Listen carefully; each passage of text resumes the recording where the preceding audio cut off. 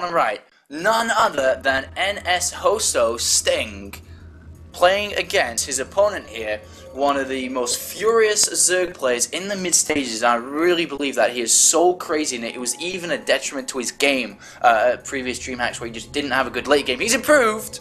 TSL.Hyun fighting, of course, against Sting here. So I thought the mech choice was kind of interesting because every game I've seen Hyun, he's not the most flashy micro type Zerg, but he, man, oh yeah, he makes a crap ton of units and he attacks a lot. Yeah. And, you know, that was actually the reason why he didn't go as far as he did the last DreamHack he played in, actually, the ISO Open in Stockholm, because he was throwing units away, and I think it was probably against Thorzane, I think it was. Thorzane was like, yes! This is the best case scenario when you as a Zerg player in mid-tier were just throwing units and units and units at me, and basically Thorzane was bunny hopping the map. The one army thrown away, great, I'll take a third base. One army thrown away, great, I'll take a fourth base. And spoon tearing, man. Yeah, spooning it up. But Sting is definitely going to have to show some crazy style here. We already have a drone by Hyun, scouting for a proxy barracks, you know, last game. And to think of this, guys, these two players have come through so many players in the cream bracket. They're in the top 8 at the moment, staring at a top 4 position. If they win this next map, could even qualify for TSL4, and how difficult it has been. They are not taking any chances here. We're scouting with the drone early on. Something that we talked about earlier, actually, that Zerg players don't really drone scout anymore because of their overload speed, and everything brought out here by Hyun. Well, it's interesting to talk about the format of this, too, because essentially, with this being game number 3, it is now a best of 1, which is the format they had to battle through in the early stages of TSL, which is different. When you're playing a best of 1, there's a lot more cheese, because you know what? If your strategy works, congrats, you've advanced. You don't have to worry about what a game 2 or 3 looks like. Yeah. So a lot of times you see a lot more of that elevated risk, which means the really good players, a TSL.Hyun, NSH.Sting, they're going to check back against those risks and be like, okay, I'll drone scout, which does cost me a little bit of money, but in the grand scheme of things, if I find a barracks or 2, it's worth the investment. Absolutely, and think about it, if somebody got this far in the tournament and then lost, and then, even though they gain points, they do gain points, it's something we have to keep in consideration for the further TSL qualifiers to build up to actually get top 8 or whatever the qualification is. Sorry, Hotbid, sorry, Rich, but you know, it'd be so much easier, less stressful if they were just to win it and be like, all right, that's it. I don't need to play anymore. I can concentrate on the GSL, which pretty much every player in here plays in, and don't have to worry about playing this qualifier, which is actually a long qualifier. It's a lot of hours thrown into this. Antigua Shipyard, though, in terms of builds, I feel that one of the best builds for Terran players to bring out is early third base into tanks. Tanks on the high ground here defend that natural ramp completely, and against a very dangerous player like Hyun, who could be pulling out some mid-tier aggression, could be an option here for Sting. He may decide to take a risk, like we saw previously, whether he go for a lot of Hellions, whether he'll go Blue Flame. The options are open, though. Well, Stefano does a very strong like Roach Baneling push here. We've already seen Hyun do that on Tomb Valley. Violet opts for this like Ling, Baneling, Mutalisk play on this map. It's really, really strong as well. So, oftentimes I just see timings as I guess the long-winded point I'm trying to make, and Tank First does a good job checking back against that. I also want to say the games that really leaps out to me is Lucira's Code S run here. Oh, was that against Polt? Yeah, Very, oh my god. That was the 5 queen spread and creep, man. That was absolutely insane. If you do go tanks, you're not going to have a great answer to that early and mid game, but of course Polt made a great game of that with tanks pushing to the middle, which is really Terran favorite in my opinion. That eat it like caveman. We just had a pile of meat laid down in front of us, and we're like, we can't eat it. I like at the same time, I'm like, oh, they're looking after us, they're bringing us food, and it's off a barbecue, and it's literally a slab of meat. And here come the forking knives! Oh, they must have. What a good guy, man. So we do have some meat to eat after, as they do get thrown down on the table. Yep. We do not eat, we do not drink, we just have esports. But look at this, we're actually going to have Hellions into Cloak Banshee. Is the most likelihood of this. Very smart overload position in the main base, actually, of Sting here. In the cloud, it can easily escape from a Marine too, but has a lot easier chance to get in there and get the information necessary to. But look at Hyun's overload spread, actually. Look at his vision. He's great. Look at that. It's actually really nice. Even with Zerglings, yeah. This is what I expect from him, because to be quite honest, the Brood War players were much more savvy in that regard. Yeah. Overlords were always spread. You were always scouting bases. You always did the little things, and I think a lot of the top-notch StarCraft 2 players kind of got away from that, where I see a lot of Zergs with like 35 Overlords stacked in the corner. Yeah. Why? Why would you ever do that? Unless you're facing a guy going Vikings or Phoenix, which is so rare, you just don't see that. It's not enough answer to never do it, I guess is the point I'm trying to make. I mean, I think that it may have been replaced from stock reform with creep spread, that action, you know. But it is something that hasn't been hit. And actually, coming on to that, Jadong was actually one of the players that I went, oh my god, like Lings, Overlords, speed really early as well. Yep. Obviously he lost like every single engagement possible because he didn't know what to do, but his mechanics was absolutely amazing to watch. And the Banshee and Cloak, the Cloak was actually cancelled here and he went for a Medivac instead. I wonder what he saw too, because maybe it was the no third. Yeah. No, the Medivac's not too fast though for him to cancel Cloak as he saw that then. Oh, just mental then, I guess. I don't know. Maybe it's maybe he just wants to skip over the tanks a lot earlier on. It's regular stuff behind this, like additional barracks. You see the starport doesn't. It's not still producing tech labby stuff. But he's gonna try and do this, and the 2 base has to weird him out. I wonder why Hyun's playing the way he is, because I guess the double reactor really spooked him. To be honest. Here comes the drop, and it's gonna go in, and it's picked up really early. Yeah, even a creep tumor's there to greet him, and there's just no chance here. Yeah, there's already Spore Claws up too, and just now the layer finishing, but the drones are lined up, and I think he's got 4 or 5 killed already. Yep, it is 5. It looks like he might get one more. Yeah, okay, he does get one more, and I don't think he'll actually get out. Oh. Well, alright. Wow, gets out with 3, all in red. Who's gonna get out of that? Single Viking made here, and tank production now started. 2 Marines actually stuck. Look at that. Oh, you guys. That's so bad because actually he needs to rebuild the reactor at Tech Lab. It kills, yeah.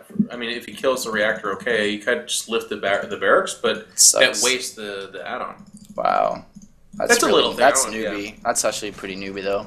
Yeah, it's pretty newbie. It's like, you know, ABC production placement. A lot of stuff coming down. Another factory coming down to increase the tank production. An additional barracks, too. But Hyun, very, very, very late 3rd base, and Spire coming down here. Change it up. Yeah. But he's also got double evolution chamber too, so he's got double upgrades, so you won't be able to build that many mules. 3 Evo chambers. 3? Yeah, look up. Boom. What the Okay, hell? so it's just for a wall, this one at the front then, I guess. But with the double evolution chamber or triple evolution chamber down, he can't invest into that many mules here, so it's more of a, I'm going to build 6, I'm going to kill a lot of your SCVs because you don't have turrets, and then I'm going to forget about it and just continue like normal. It'll give him map control, it's going to kill this annoying Viking, and if it doesn't kill itself before then, it's going to control against drops. It throws the Terran into a weird spot. It's kind of like Colossus in PvT, where it's like, is he making a 4th and 5th Colossus, or did he stop at 2 or 3 and is switching to Templar? If he just makes like 10 mutas and then immediately switches to like high-tech Infestor, the Terran doesn't know, do I need to make more stack defenses? Do I need to make just Marines because I'm only worried about, or even adding Thors to the composition? It just puts the Terran in a weird position. And the Terran is not looking to do anything anytime soon. He's actually not got 2-2 on the way yet. The Armory was late. He's going to wait till 2-2 is done at the least. He hasn't got combat shields. He's not doing anything anytime soon. So he's actually content on sitting on 3 bases, fortifying these 3 bases, making sure he actually has got turrets up. He did know it was a late 3rd base, and he actually confirms that with the Viking death on the left-hand side. But now he knows that his opponent is at layer, can have Mulus at this time, and this is a time that players are getting more and more friendly with. But what's over there? Sup? Or Overseer, rather. 2 Medivacs making their way across against an Overseer. Easily spotted. Easy. And with 7 mutas about, he can have Lings and Bailings underneath the drop. And if he doesn't react to this drop, I'm going to absolutely cry. Is he just waiting? It's being stared at. Okay, now he's coming back home. And there's the Mulus. I think he wants to trap it. And I think that's a good choice. Like, yeah, you could prevent the drop from happening, but why not let it drop and then kill the drop with everything? I mean, and the Spore Crawl's going to get hits. Medivacs. But the Mutas can't finish it off. Lucky. And you know what? It's not like that's a win for Sting, but it's not a loss. And that's the big deal. He just returns back. He's like, oh, it didn't work. Didn't lose anything. Or just like a single Marine. Go repair. It's good. But look at the amount of units being made, or have been made. You know what? This is that family boost. Yeah, I mean, well, usually it's in conjunction with 2-2, but he's not even going to care. Look at that, 34. Watch the Banelings. Wait for it. He's going to make a crap ton of Banelings here in just a minute. Yeah. I swear he's going to do it. It's really interesting because Zerg players don't like to play. It's hard to play late game here, but they like it because of the this kind of bust. And look, even more links being made. Absolutely going for it. And is he going to wait for 2-2 though? New hatchery has come down, but he's absolutely going to try and bust this through. 4 tanks there. 5. Infestation pit. I mean, maybe it's just for control. Maybe he's not going to do the bust. He's like, okay, surely not. You have your 3 bases. Unless he's getting ready to accept a movement out here, because 2-2 is near completion. It's a regular timing for Terran players to move out. If he moves out, okay, I thought that was unsieging. Maybe he won't go into it and commit suicide. He's not making banelings. With the sensor tower, he's not going. He's not going. Overlord speed. This is new. Yeah. Zerg's doing that. He did that last time. He didn't get dropped. Just wants Overlord speed. Very interesting. Yeah. Maybe it's Jadong inspired, like you said. Maybe. It's very cheap. It's like 100. It's very easy to get. Another little thing cleaned up on the side there. I don't know what it was, but it was cleaned up. But now's the movement out. Oh my god, if he moves out, he's dead. No joke. The thing is, Sting doesn't know what kind of army that is. He only knows mutas. He sees on the minimap with the exclamation marks, he sees a handful of lings, but he doesn't know to the extent of what this is. But he doesn't have a 4th base. There, it's only just been made. He sees a lot of these lings now. I mean, with the drops, he sees the lings. He is not going anywhere. With 3-3 being made, oh my god, this is so tense. If he gets caught unsieged, he's dead. He is absolutely 100% dead. Okay. But he is not caught unsieged yet. What's that on the left side too? Is that a medevac? Yeah, okay, it's an abandoned medevac. Yeah. That's gonna go down too. Yeah. So brave pushing right now. Way out there with that Thor. Oh my god, what is that Thor doing? And he realizes, he turns back, he's like, what am I doing? I'm a Thor. And he's sitting on the creep, he's trying to kill the creep tumors, but there's actually so many creep tumors. There's the Baneling Wolf. He's getting ready to accept this. Hell? 55 Baneling, 6 Infestors. He is waiting to absolutely hammer this army down. Look at Sting getting so... Oh my god, look at that tank positioning. Oh. That's good tank. Oh, I'm getting... Ooh. Ooh, That's, he should stay there and take a 4th base, I think. To land here. Yeah, exactly. Like he's got the 4th base ready to go, but now he's actually putting it all on the line by moving out. Oh my god, there's so many Banelings and Infestors coming! Still good positioning on the tank, so he's all wrapped around. He's spread out, but is it just too much? Tank's in the middle of the map. Watch this damage done. Yes, the Banelings are taking massive damage from the shot, but I think there's just too much Zerg. There's enough. There's enough. There's not enough just Zerg. Enough. And oh my god, Sting is going to continue and push forward. Of course it is. The army's dead. And if he gets positioned on that 3rd base, oh my god, this is so good. 62 Zergs are being made. Sting had amazing position, amazing spread. His upgrades are fantastic. He's approaching 3-3. I think the Zerg's only at 2-2, if I'm not mistaken. Yeah, he is at 2-2, and he's in a lot of trouble now. Tank sieged up with +1. Marines there. A lot of medivacs survive. Oh, yeah. Like, so many max. These Marines won't die unless Banelings hit them, and he will not let that happen. Tanks take them down, and another... Oh no, Banelings come from the side. But still... Marines everywhere. Okay. Lots of medevacs. It's a big story here. I mean... If you don't check back that medevac count, eventually it gets to the point where fungals actually individually don't do much at all. Yeah. But as it is, I don't even know if we're going to talk about fungals because Zerglings are trickling into this Marine. It's basically like putting your fingers into a wood chipper, man. It's just not going anywhere. Yeah, and look at this. 3-3 is about to finish in 30 seconds time, so even if he hangs on for 30 seconds, he's going to have to fight. Look at that position with the Marines. Absolutely fantastic play here by Sting, who has now got a 4th base centered up in the middle. He has broken down the 3rd base of Hyun, and Hyun is broken, he's dead, he has 18 desperate Banelings being morphed, but Sting with that solid position, solid, look at this, look at his Zerg player. Units trickling across. How many Marines is he making at a time? 2, 4, 5, 6, 7, 8, 9, 10, 11, 12, 13. Trapped by the barracks. That's it. Hyun, nice run, but you're dead, man.